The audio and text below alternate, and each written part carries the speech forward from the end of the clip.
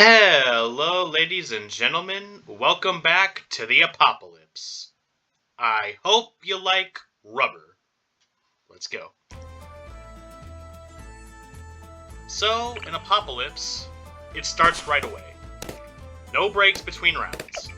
So, as soon as one round ends, another begins. So it's basically just a continuous stream of balloons. So you've got to think on the fly. Also, Java, get out of here. I don't give a crap. Who uses Java anymore? Who? You find me one Java user in 2024, and I'll eat my hat or something. I don't know. Anyway. So unfortunately, we are going to lose a few lives. I'm going to tank a bit there. But it'll buy us some time to set up in the long run. So my strategy, try to cover some ground and then focus on upgrades. Which is how I normally play, but in this instance, you really want to focus on coverage. You really don't want blind spots. Also, one of the only times in balloon history where I don't have the fast forward on, this is normal speed. Probably looks weird. It looks weird to me, but I need as much time to think as possible. I'm already not good at thinking, so I'm gonna need all the help I can get. So how are all of you guys doing today? You guys doing good? I hope so. Hope you guys are happy, hope you guys are healthy, and I hope everybody is just, satisfied with themselves. I hope you're either where you want to be in life, or you're taking steps to get there.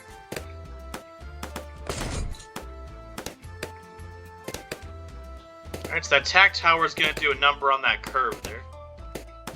Plus, we're eventually going to upgrade that wizard to be our anti-camo. Good old Shimmer. But we'll get there when we get there. Lost a little more lives than I'd liked, but it is what it is. It's gonna be messy, but I believe I can do it. We can win. Also, in Apopolypse, apparently, they beef up the rounds a little bit. They send the Moabs a little later, but they send more of them. And also just tougher balloons in general are gonna appear more often. Little cheap, but I ain't no quitter.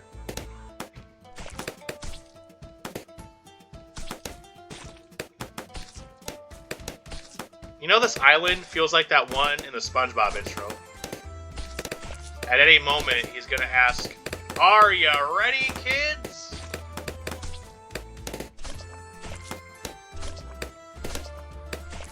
So, one day at good old Burrito Horn, Mr. Cheez-It was at the register, specifically at the drive-thru register. Now, I wasn't here for this. This might have even been before I started working, but Mimosa has a video saved on her phone of it, and she showed me. So, apparently, there was this old guy, and according to Mr. Cheez-It, he thinks he was trying to scam him, but there's a chance he could have just been confused. So, there's a pretty common scam called shortchanging, and most typically it takes place at retail and at drive-thrus. So basically what shortchanging is, let's say I buy something for $20, and I pull up to the window, or I get up to the counter, and I hand them a $50 bill. And then I'll try to pull a fast one and say, actually, you gave me the incorrect change. I gave you this amount. I need this amount back. Or sometimes they could even lie. Like I could say, well, actually, I gave you $10, not $20. I need this amount back. So basically, you just bamboozle the cashier, whoever's working, into accidentally giving you extra money. Now, I'll admit, I have been shortchanged. About a month ago, someone gave me 20. Well, actually, no, it was a 20 and some change. But he gave me coins, so it's zero. The cents part zeroed out.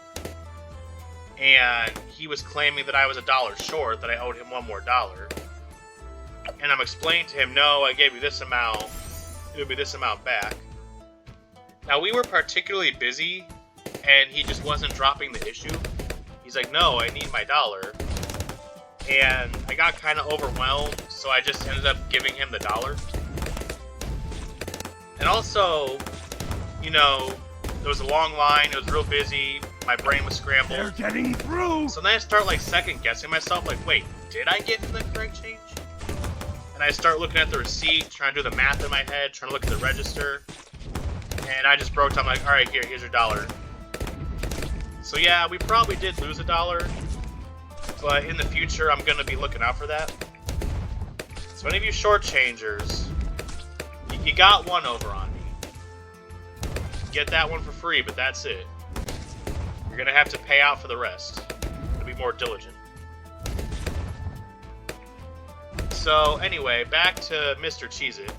So they were going into a bit of a back and forth, and Mr. Cheez-It was showing him the receipt. He was basically doing math problems for him, like it's Baldi's Basics. And he's saying, look, this is what you gave me, this is what you got, here's your change. You know, you got what you got. You got the correct amount of money. And this old guy just kept persisting. He's like, no, I need my money. And he had ordered a party pack, so the party pack was just waiting on the counter. But he's holding up the whole line because he's mad about his mystery money. And this is what Mr. Cheez-It took it too far. Now, like I said, I wasn't there, I wasn't boots on the ground, so I can't say 100,000,000% if he was just if the old guy was just confused, if he was scamming, I don't know. Honestly, if I was in this situation, like, company policy, it's a big no-no to be taking extra money out of the register. I would have just closed the window and just left it at that, and then if he wanted to call and complain, if he wanted to call somebody, that's on him. Again, I'm not saying that would be the right thing to do, but if I was in that situation and I was sure that I was being scammed, that's how I'd handle it. But what Mr. Cheez-It did was definitely not correct. Now, let me just say, I like Mr. Cheez-It. He's a cool dude. He treats his employees fairly. He's fun to hang out with. You know, generally, like, he's a positive guy. But in this instance, I can safely say he was in the wrong. And his anger definitely got the better of him. So they're arguing back and forth about the money, and then Mr. Cheez-It just snaps. He goes, okay, you want your party pack? And he grabs the party pack, which, by the way, if you've never seen one, it's 12 tacos, and it comes in this little cardboard toolbox-shaped box. So it looks like a toolbox. If it was made out of cardboard, that's what the tacos come in for the party pack. He takes this thing, and he just chucks it at the guy's face, full force. And it's at the drive-thru window, so it couldn't have been more than a few feet distance between him and the old guy. And when Mimosa was showing me the video, like, he threw that pretty hard. He basically shoved it through the window. Now, we didn't see the impact. We didn't see it hit his face. But obviously, if he's throwing it through the window, through his car window, your face is right there. So full force, just launches it at this guy's face. And that got him to drive away. But he came in the parking lot and he called the police. Oh, yeah! Now, nobody got arrested. Nobody really... Mr. Cheez-It might have gotten written up, I don't know for sure, but as far as the police are concerned, they got there, they both shared their side of the story, and they're basically like, okay, Mr. Cheez-It, you can't be throwing party packs, that's assault. You're a scammer, You're trespassed. Don't ever come back here. So basically both of them just got told to cut it out. You know, be on your better behavior and go home. Now, I do know that Mr. Cheez-Its boss did get notified because the AGM said something along the lines of, I feel obligated to say something, so either say something or I'm going to. So his boss did get notified, but I don't know if there was ever any disciplinary action taken.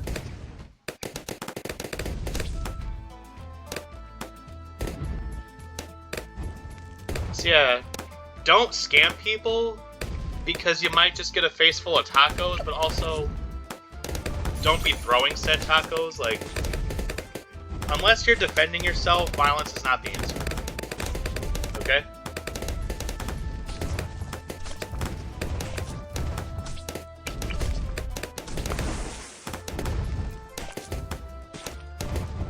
And then another time,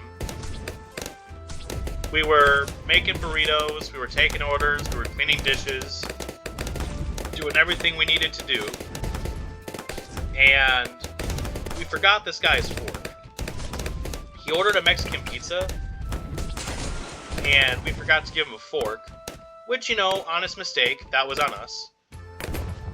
And also, I think we were out of forks in the lobby, because in our dining room we have a little area with straws and forks.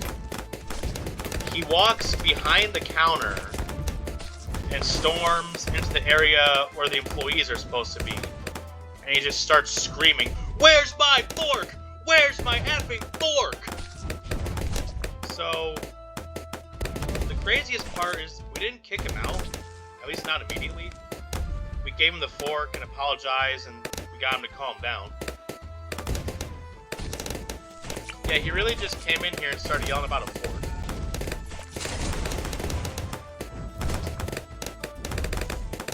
Not that hard, guys. Just, hey, you forgot my fork. Could I please have one? You don't need to go fee-fi-fo plumbing over and start a whole scene. Again, just, you gotta master your anger. You gotta control your temper. Sometimes people make mistakes. Sometimes things happen. And in some situations, you're obviously gonna feel frustrated, and that's completely normal. But if you're gonna start, like, acting on it, and start causing a ruckus, that's not good.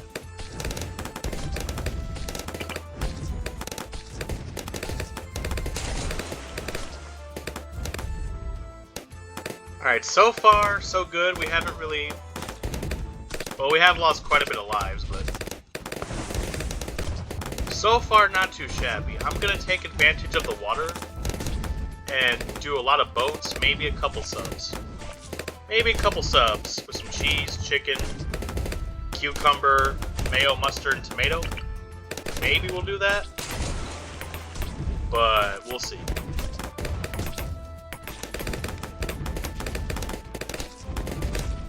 And this is one vacation I did not sign up for. This island is not a good island to be on.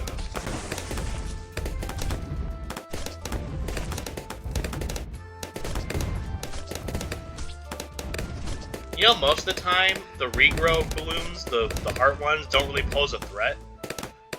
Because every few seconds that they don't get attacked, they grow back a layer. But when you're late in the game, you'll have several towers, like I do. So there's constantly going to be something acting on them. And I think they can still regrow while they're being attacked. And obviously the ceramic hearts, they can be deadly. But for the most part, the heart balloons, they don't really have time to regenerate, so it's not that big of a threat. I like the concept, but I don't know, maybe they can regenerate faster or something. So if you use Shimmer, you typically want to put it at the beginning of the track. And if there's like a long curve or a wraparound or something, put it on there. Because sometimes the faster balloons, they can get out of his radius before they get decamoed. If you really want to be safe, you could put a second Wizard Monkey. But most of the time, one will do you just fine.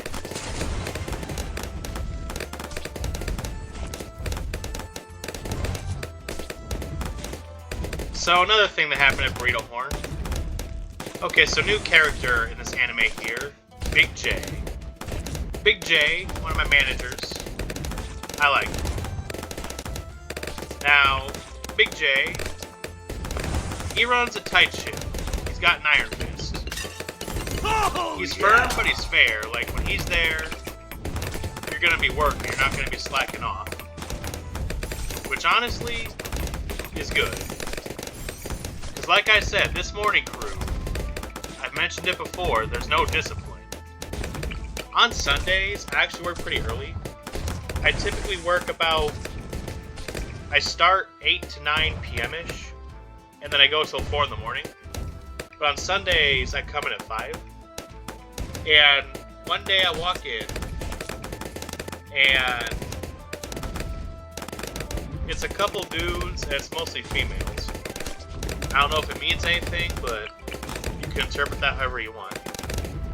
They were literally in the office just making dinosaur noises.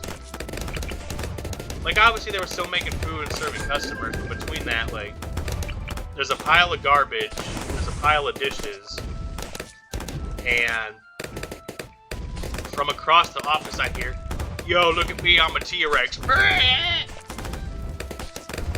Now, it's not all of them, like, there are some golden ones. But for the most part, there's not a whole lot going on. When Big J comes in, he straightens that out. You're not going to be slacking when that man's working.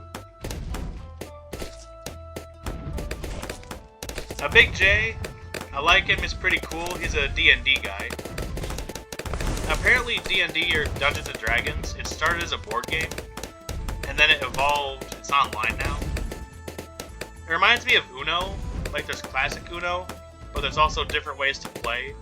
There's Uno Mercy, there's Dos, there's California Uno, Uno Sax, and there's different ways to play the game. Same thing happened with Dungeons & Dragons.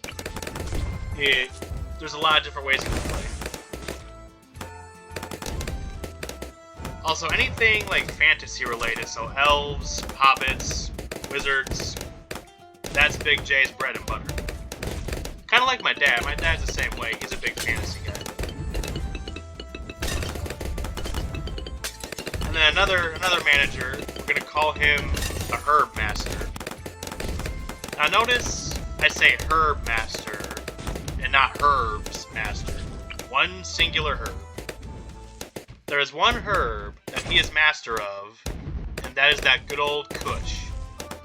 That loud marijuana, that weed, that heat, that devil's lettuce, the Herb Master. Every single day, at work, that man be on cloud nine. But, he's very competent.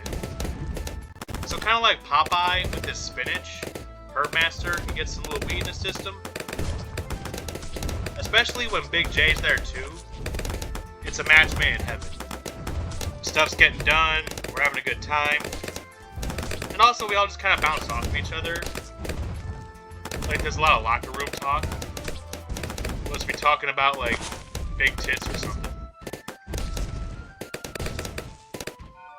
I remember one time Big J got heated because it was either like a Facebook post or a game or something. There was an elf or some kind of magical being in a wheelchair. And he was mad because, well, if he's magical, why does he need the wheelchair? He could just walk, like, he could fix his legs. And I don't know why, but I thought that was really funny. Now one time, me, Herb Master, and Big J, we were talking women. Specifically relationships, like what we're looking for in a partner. Like, you know, 5 years from now, they both, one has a girlfriend, one has a wife. And we were just talking about, you know, what a relationship should be like, you know, what to do, what not to do, just shooting the shit. Now me personally, I'm not really trying to date anybody, because A, that's expensive, and B, Target that MOAB. I like my personal time. Whenever I'm not working, I'm playing. So when I'm not a burrito horn, I like to be by myself, either elbow deep in some pasta, or 3 hours into a balloons game. That's my style. I am definitely a grade A introvert. So I brought that up, like, you know, not really trying to date right now, just kind of low-key. And every single night after that moment, they be trolling. They be like, Matt, we gotta get you laid, brother. So then every night, like, we'll just be talking about, like, hey, have you got laid yet? I'm a little worried about these ceramic balloons. Oh god, we got lead. Lead, we have firepower. I'm not worried about the lead. Probably should start upgrading.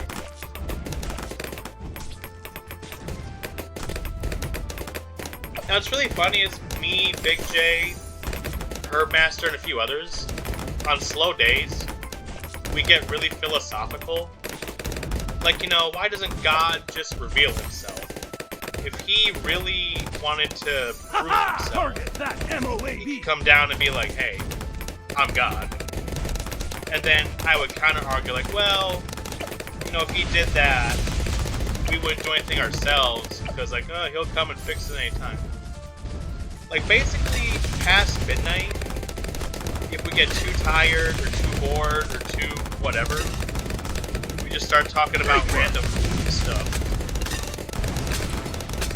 Not gonna lie, pretty fun pastime. I like when that happens. Really makes the shift go by better. Pretty much everybody I work with, I enjoy the company. I know not everybody likes who they work with, but for me, I got a pretty good group. And I will say, it definitely helps, because when you're in the weeds, you get customer after customer after customer. There's lines wrapped around the building. People are arguing about money that they don't owe us. It's definitely frustrating sometimes, but then afterwards, like, we start talking like, no, well, that sucks. You know, it's almost like a second family in a way.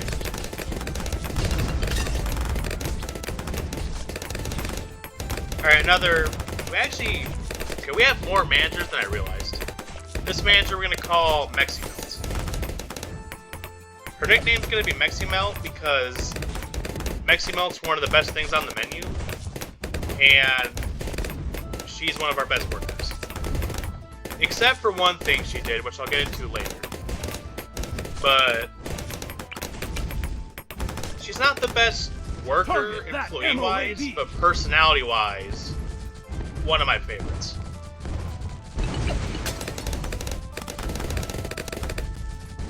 So she's kind of the same way as Big J and Herbmaster. Like, whenever we get slow, she'll just be talking about some random bullshit. We'll start laughing about it.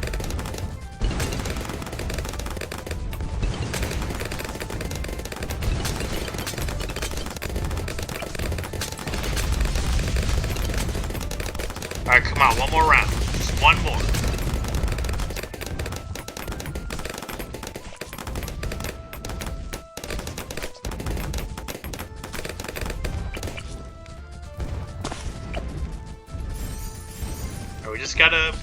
We just gotta eliminate these blimps.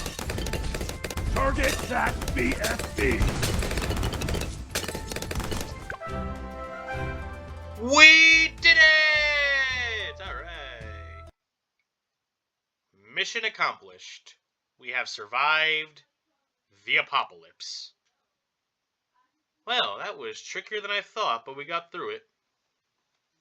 Well, thank you all for watching.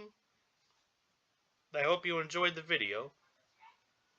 And everybody, just do me a little favor. Have yourselves a great day.